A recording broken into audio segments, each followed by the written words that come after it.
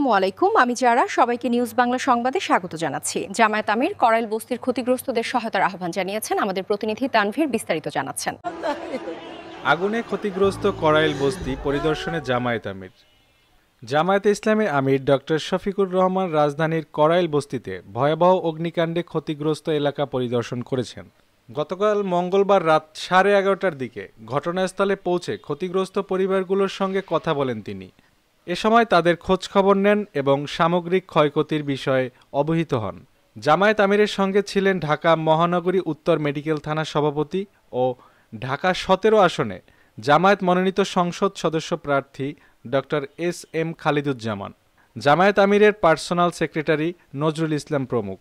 এ সময় জামায়াত আমির ডক্টর শফিকুর রহমান বলেন, আজকের আগুনে মুহূর্তের মধ্যে অসংখ্য নিম্ন আয়ের মানুষের বসতঘর, জীবিকা ও সামান্য সঞ্চয় সবকিছু পুড়ে ছাই হয়ে গেছে। পরিবারগুলো নিঃস্ব হয়ে এখন কঠিন মানবিক সংকটের মুখোমুখি। প্রাণহানি না ঘটলেও এত বিপুল সংখ্যক মানুষের মাথা গোঁজার ঠাঁই হারানো একটি অত্যন্ত বেদনাদায়ক ও হৃদয় বিদায়ক পরিস্থিতি।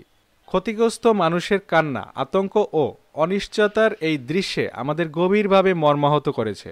জামায়াত আমির ক্ষতিগ্রস্ত পরিবারগুলোর মাঝে তাৎক্ষণিক সহায়তা হিসেবে প্রত্যেক পরিবারকে 2টি করে কম্বল ও খাদ্য সামগ্রী বিতরণ করেন। ক্ষতিগ্রস্ত পরিবারগুলোর প্রতি গভীর সহমর্মিতা প্রকাশ করেন তিনি।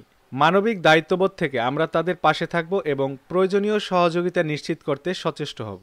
তিনি আরও বলেন, মূলত সরকারের উচিত বিভিন্ন দুর্যোগ বা দুর্ঘটনার তাৎক্ষণিক সাহায্য সহযোগিতা নিয়ে মানুষের পাশে দাঁড়ানো। জরুরি ভিত্তিতে অগ্নিকাণ্ডে ক্ষতিগ্রস্ত সবাইকে নিরাপদ আশ্রয়, খাদ্য, পানি, চিকিৎসা, কাপড়, পাশাপাশি দীর্ঘমেয়াদী পুনর্বাসনের ব্যবস্থা গ্রহণ করা এখন অত্যাবশ্যক।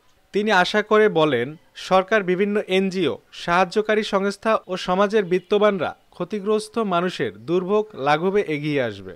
বস্তিবাসীরা সাধারণত নিম্ন আয়ের শ্রমজীবী মানুষ।